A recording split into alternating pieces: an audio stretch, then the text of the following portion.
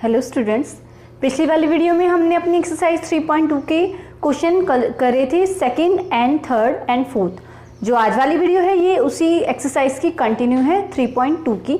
तो आज हम इस एक्सरसाइज को कंप्लीट करने जा रहे हैं। तो हमने इस एक्सरसाइज में अपने 4 क्वेश्चन कंप्लीट कर लिए थे और हमारे बचे हुए क्वेश्चन हम आज कर रहे हैं। ठीक है, तो आपका जो 5th क्वेश्चन है ये क्या है आपके पास, half the perimeter of the rectangular garden. हम जो ये एक्सरसाइज कर रहे हैं ये किसके ऊपर बेस्ड है, pair of linear equation in 2 variables. तो हम लीनियर इक्वेशन के 2 वेरिएबल्स बनाएंगे और पेयर बनाएंगे 2 इक्वेशन का अपनी स्टेटमेंट के हिसाब से।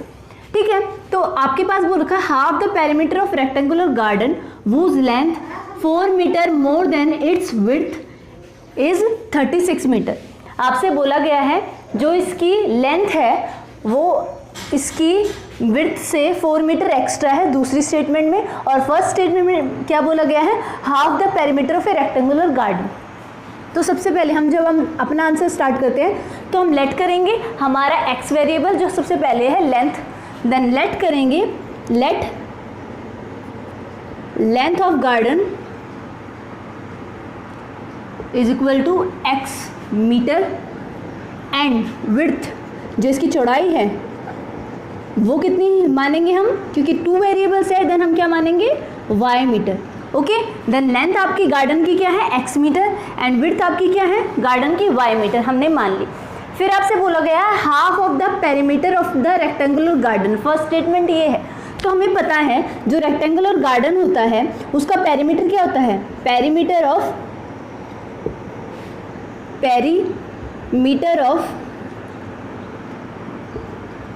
रेक्टेंगल क्या होता है 2 इंटू लेंथ प्लस ब्रेथ, है ना, 2 इंटू लेंथ प्लस ब्रेथ ये होता है हमारे पास। और इसकी वैल्यू आपके पास गिवन क्या है 36 मीटर, क्योंकि आपका पेरीमीटर है तो आपका जो पेरीमीटर होता है वो क्या गिवन होता है, आपका हमेशा मीटर में गिवन होता है ना कि मीटर स्क्वायर में। ठीक है, आपका एरिया होता है वो हमेशा मीटर स्क्वायर में गिवन होता है।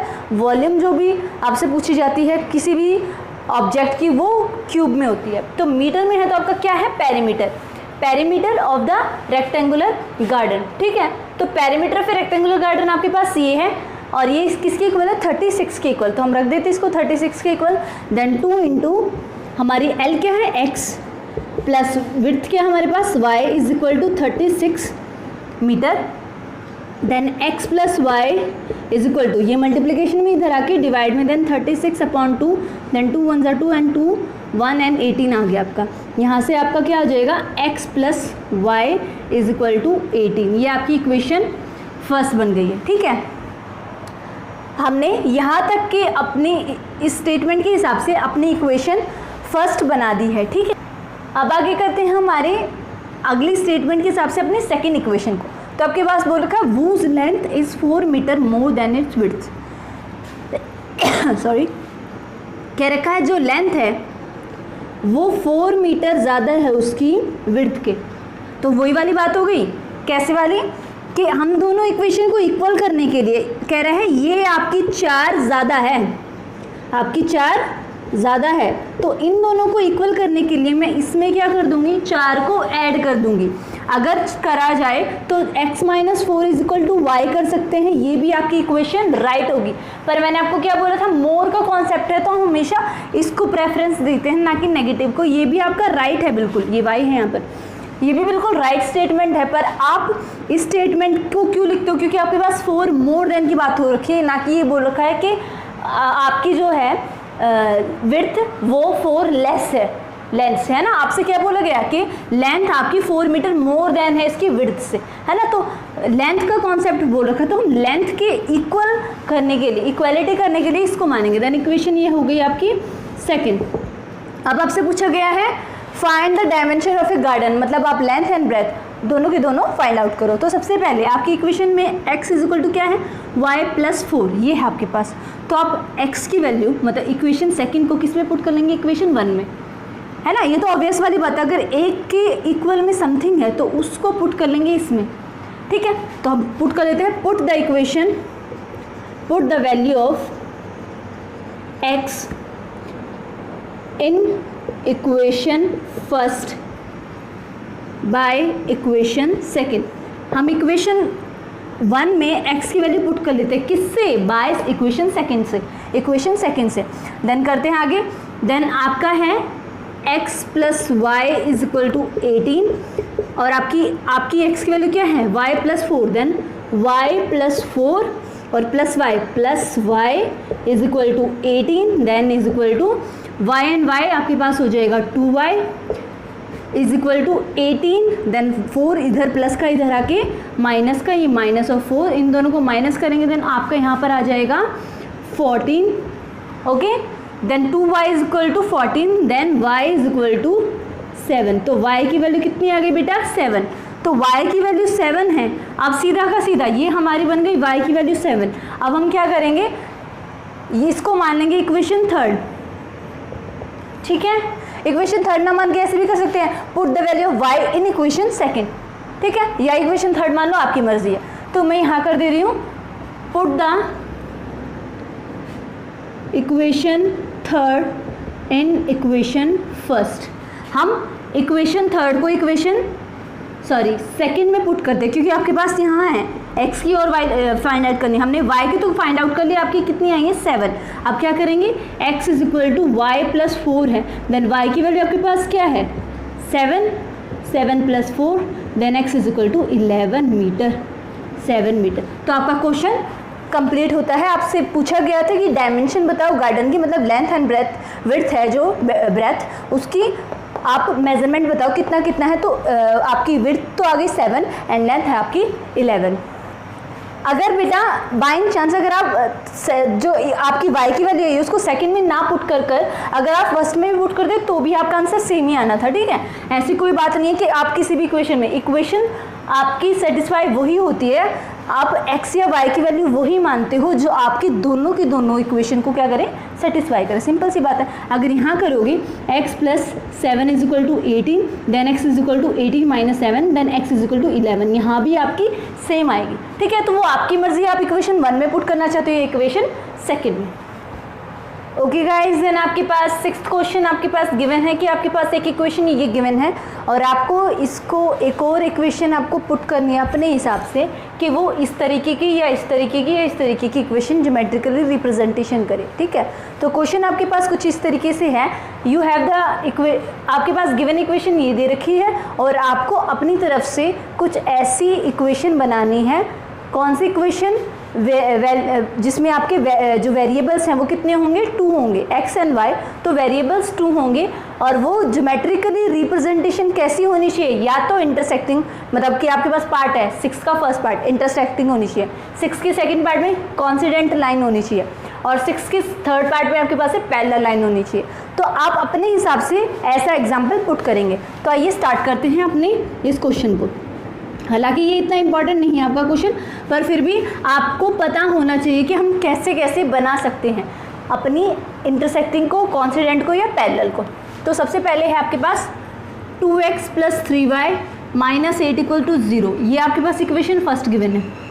हम इक्वेशन सेकंड कुछ इस तरीके से पुट करेंगे इंटरसेक्टिंग के, क्योंकि हमें पता है कि प्रॉपर्टी क्या है इंटरसेक्टिंग की, a1 upon a2 not equal to b1 upon b2। और c वाली की तो हम बात करते ही नहीं है ना। तो हम ऐसी पुट करेंगे कि आपकी a1 अपॉन a2 करे, मतलब यहाँ पर जो अगली पुट करे वैल्यू वो b1 अपॉन b2 की वैल्यू बिल्कुल ना हो। तो अब मैं क्या करती हूँ, सीधा रिवर्स कर देती हूँ इनको। कैसे? आप कुछ भी बना सकते हो अपने हिसाब से, पर मैं सीधा इसी इक्वेशन से लेकर चलती हूँ। मैं 3x जहाँ 2x था 3y था, तो मैं 3y की जगह यहाँ क्या कर देती हूँ 3x प्लस 2y और ये माइनस 8 है, देन इसको माइनस 8 इक्वल टू 0, इसको एज इट इज़ ही रख लेती हूँ। ठीक है, कर देती हूँ इसको इक्वेशन सेकेंड। अब इसको देखेंगे तो आप 2/3 नॉट इक्वल टू 3/2, ये आपका आंसर वेरीफाई हो जाएगा। सिंपल।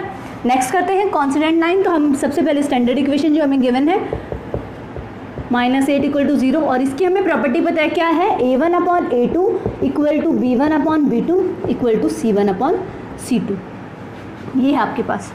तो ऐसे ही पुट करनी पड़ेगी कि सारी की सारी वैल्यू आपके क्या हो, इक्वल हो। अब यहाँ 2 है, देन इसका डबल कर देती हूँ, देन 4x। यहाँ 3 है तो इसको डबल कर देती हूँ, क्या आ जाएगा आपका 6x। और यहाँ -8 है तो इसको डबल कर देती हूँ, -16 16 इज इक्वल टू 0। तो इक्वेशन इसको बना देते हैं सेकंड और इसको फर्स्ट, और जब कंपेयर करेंगे a1/a2 से, then 2/4 3/6 -8/-16, then minus minus cancel, 8 1 8, 8 2 16, 1 2 पे 1 2 पे, then 1/2 equal to 1/2 equal to 1/2। तो ये हमारी प्रूव हो गई। नेक्स्ट पैरेलल है। पैरेलल में क्या हमारी कंडीशन, यही सबसे पहले इक्वेशन लिख लेंगे जो आपके क्वेश्चन में गिवन है, 3y - 8 इक्वल टू 0। हमारी इक्वेशन क्या होती है, a1/a2 equal to b1/b2 not equal to c1/c2, है ना। अब सिंपल सी बात है, मैंने यहाँ पर -16 करा था, यहाँ पर सीधा प्लस कर लो आप। इसका डबल 4x, इसका डबल 6y और इसका डबल सिर्फ प्लस ऑफ 16 कर लेते हैं हम, ठीक है। देन 2/4 3/6 -8/16, देन 1/2 1/2 एंड 1/2 बट माइनस का 1/2 प्लस 1/2 प्लस, और ये हो जाएगा माइनस ऑफ 1/2। तो लास्ट का इक्वल नहीं हुआ, तो हमारी ये पैरेलल लाइन को शो करता है। तो आपका जो 6th क्वेश्चन था, आपको इस तरीके का रिप्रेजेंटेशन दिखाना था और आपने ये कर दिया है। ओके देन बेटा आपके पास 7th क्वेश्चन है, आपके पास draw the graph of equation. आपके पास 2 इक्वेशन गिवन है, pair of linear equation. 7th question में आपके पास फर्स्ट इक्वेशन है x - y is equal to 1 sorry plus 1 is equal to 0 and other is 3x plus 2y - 12 is equal to 0। ये है आपके पास। आपसे पूछा गया है determine the coordinate of a vertex of the triangle formed by this line and x-axis and shade the triangle region। आपसे बोला गया है कि इसके कोऑर्डिनेट निकालो, और कोऑर्डिनेट कौन से निकालो, जहाँ पर ये मिलती है। एक ग्राफ में एक ट्राइंगल की फॉर्मेशन करते हैं और उस ट्राइंगल पे जिस जिस पॉइंट पे वो मीट हुई है उसको शेड करो और उसके वर्टेक्स बताओ कि कौन कौन से हैं। तो आइए स्टार्ट करते हैं अपनी इक्वेशन इसको। तो सबसे पहले आपके पास ये इक्वेशन फर्स्ट है, देन ये इक्वेशन सेकेंड है। तो आप हमेशा जब भी ग्राफिकल रिप्रेजेंटेशन करते हो, मतलब ग्राफ ड्रॉ करते हो, तो हम लाइन 1 एंड लाइन 2 अज्यूम करते हैं अपने हिसाब से। तो लेट कर लेते हैं, आपके पास L1 है जो लाइन 1, वो क्या है x - y plus 1 is equal to 0। Okay, तो अब मैं x की वैल्यू 0 पुट कर देती हूँ, है ना। अगर मैं x की वैल्यू 0 पुट कर दूँ, then 0 - y plus 1 is equal to 0, then minus y is equal to -1, then minus minus cancel, then y is equal to 1, है ना। नेक्स्ट सेकंड, ये तो हमारी फर्स्ट कंडीशन निकाल ली हमने, सेकंड कंडीशन निकाल लेते हैं। अगर मैं x की वैल्यू 0 ना पुट कर क्या पुट कर दूँ, 1 पुट कर देती हूँ, ठीक है। अगर मैं x की वैल्यू 1 पुट कर देती हूँ, ठीक है, तो 1 - y plus 1 is equal to 0, then 1 and 1 -y plus 2 is equal to 0, then -y minus of 2, है ना। ये इक्वल टू से इस साइड आके आपका negative, then minus minus cancel, then y is equal to 2। तो हमने 2 निकाली। हमने x की वैल्यू जब 0 पुट करी, y की वैल्यू 1 आई आपकी, x की वैल्यू जब 1 पुट करी, देन y की वैल्यू आपकी 2 आई। तो हम इसको टेबल बना देते हैं अपनी, x y L1 आपकी क्या है, यही लिखेंगे हम, x - y plus 1 is equal to 0। जब हमने x की वैल्यू 0 पुट करी, देन y की वैल्यू आपकी 1 आई, और जब हमने x की वैल्यू को 1 पुट करा, देन y की वैल्यू आपके पास 2। उसके बाद हम निकालेंगे अपनी L2 को, है ना। तो L2 लिखेंगे यहाँ पर। L2 आपके पास क्या है, 3x plus 2y minus 12 is equal to 0। Okay, then x की वैल्यू मैं क्या पुट करूँ, जो आपकी y की वैल्यू हो जाए। सबसे पहले मैं x की वैल्यू 0 पुट कर देती हूँ। Okay, then 3 × 0 plus 2y is equal to 12 कर देते हैं, क्योंकि माइनस का इधर आके प्लस का। तो ये 2y is equal to 12, then y is equal to 12/2 is equal to 6, then y is equal to 6। Okay, next हमने जब x की वैल्यू 0 पुट करी फर्स्ट कंडीशन में, तो y की वैल्यू आपके पास 6 हुई। अब ऐसा कुछ पुट कर लेते हैं जो आपको फ्रैक्शन में ना आए, बाकी आपका आंसर निकल जाए। अगर मैं 2 पुट कर लेती हूँ, देन यहाँ 6 है ना। तो अगर मैं x की वैल्यू को 2 पुट कर देती हूँ, तो आपकी, क्योंकि अगर मैं 1 पुट करूँगी तो ये माइनस होकर आपका कितना हो जाएगा, 9 हो जाएगा। 9 आपका 2 से डिविजिबल नहीं होगा, पॉइंट में आंसर आएगा, फ्रैक्शन में आएगा, तो मैं 2 पुट कर देती हूँ। अगर 6 में से 6 सब्ट्रैक्ट होगा तो 3 आंसर हमारा, ऑब्वियस वाली बात है। आप इतनी तो कंक्लूजन निकाल सकते हो, क्योंकि इतना तो आइडिया होता है, क्योंकि आप 10th क्लास में हो, कि थोड़ा सा दिमाग में ये कर लो, हिसाब लगा लो कि यहाँ पर इतना हमें प्लस करना चाहिए, इतना मल्टीप्लिकेशन करना चाहिए, ठीक है। तो x की वैल्यू अगर मैं 2 पुट कर दी, then 3 × 2 plus of 2y minus of 12 is equal to 0, then 6 plus 2y minus of 12 is equal to 0, then 2y minus 6 is equal to 0, then 2y is equal to 6, then y is equal to 3. Okay, अब यहाँ table बना देती हम अपनी L2 की। L2 क्या है आपके पास? 3x plus 2y minus 12 is equal to 0, is equal to 0। तो अब हम ये पुट कर देते, जब हमने 0 पुट करी, देन x की वैल्यू, y की वैल्यू आपकी 6 आई। जब हमने x की वैल्यू 2 पुट करी 2, देन y की वैल्यू आपके पास 3 हुई। ओके, अब हम बना देते हैं इसके ग्राफ। अब मैंने अपने बना तो लिए, अपनी रिप्रेजेंटेशन तो दिखा दी, अब हम बना देते हैं इसका ग्राफ, ठीक है। तो आप इतना को नोट करें और फिर हम इसको रब करके उसके बाद बनाते हैं इसका ग्राफ। ओके देन बेटा, हमने अपनी इसकी एल्जेब्रिकल फॉर्म निकाल लिया। अब हम बनाएंगे इसका ग्राफिकल रिप्रेजेंटेशन, और फिर हम इसका बनाएंगे ट्रायंगल जो आपसे पूछा गया, और पूछा गया क्या है, इसके वर्टेक्स फाइंड आउट करने, तो हम वर्टेक्स भी निकालेंगे इसके। तो आपके सारे के सारे पॉजिटिव में, मैं पॉजिटिव में ही बना देती हूँ सारे के सारे, अदरवाइज़ आपके पास जितने पॉजिटिव हो उतने ही नेगेटिव बनाने की कोशिश करनी, उतने नहीं, पर थोड़ा सा तो उतना ही होना चाहिए कि आप नेगेटिव बनाएंगे। तो आपका x डैश है, ये आपका x एक्सिस, ये आपका y, this is y dash. सबसे पहले हम अपनी लाइन 1 को ड्रॉ करेंगे, तो देखेंगे ये 0 and 1 1 2 है, और ये आपके यहाँ 0 and 6 एंड ये 2 3।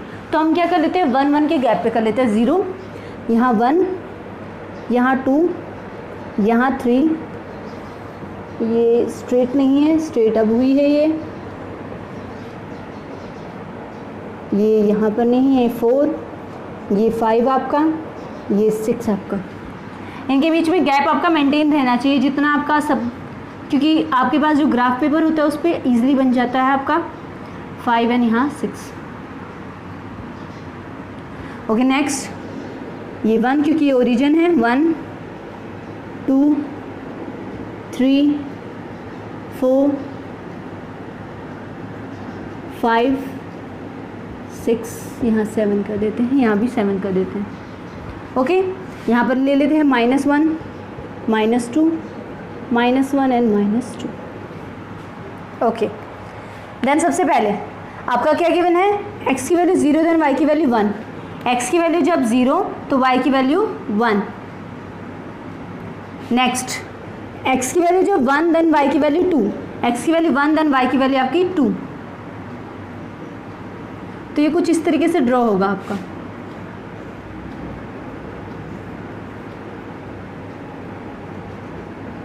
ओके नेक्स्ट हम करते हैं, नेक्स्ट अपनी ये लाइन 1 है, देन इसको बना देते हैं हमारी लाइन 1।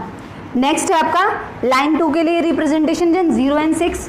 तो 0 करेंगे, आपकी y की वैल्यू आपकी 6 होगी, देन लिखेंगे 0 and 6, और यहाँ क्या था हमारा 2 and 3, सॉरी 1 and 2, और यहाँ क्या था हमारा 0 and 1। उसके बाद जब हमने 2 पुट करी, देन आपकी 3 आएगी, देन 2 पुट करेंगे तो आपकी 3 आएगी, यहाँ पर आएगी 3, देन 2 and 3, ये रही आपकी 2 and 3। तो अब जब हम इसको करेंगे तो आपके निकलेंगे कुछ इस तरीके से पॉइंट कि आपका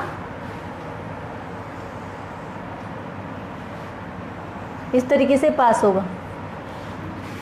ओके, तो देखा जाए तो जो इसके वर्टेक्स है वो क्या क्या निकले हैं आपके, एक पॉइंट यहाँ पर मीट हुआ है, एक पॉइंट यहाँ पर, क्योंकि 2 लाइन आपस में मिली हैं, 2 लाइन जहाँ पर आपस में मिलती है वही उसका वर्टेक्स हो जाता है, ठीक है बेटा।